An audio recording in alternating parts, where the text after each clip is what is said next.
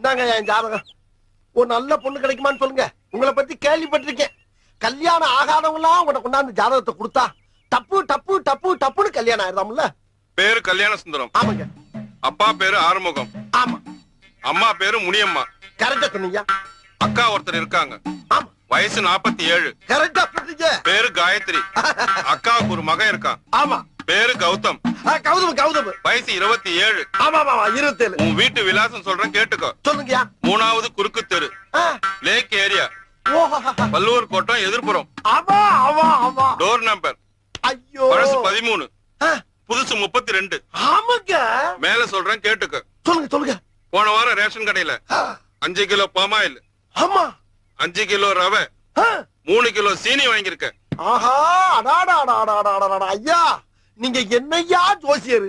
ஜாதகத்துல ஒரு மனுஷன் ரேஷன் கடையில என்னென்ன வாங்கினாங்கிற பூரா கரெக்டா சொல்றீங்களா? எப்படியா ரேஷன் கார்டை கொடுத்தா வேற என்னத்தடா சொல்ற? ரேஷன் கார்டா? பின்ன ஜோசியர்ட்ட வரும்போது ஜாதகத்துக்கு பதிலா ரேஷன் கார்டு எடுத்துட்டு வந்திருக்கியே, உனக்கு எல்லாம் எப்படா கல்யாணம் நடக்கும்? ஐயா தப்பு நடந்து போச்சியா, கொஞ்சம் கரெக்டா சொல்லுக்கியா.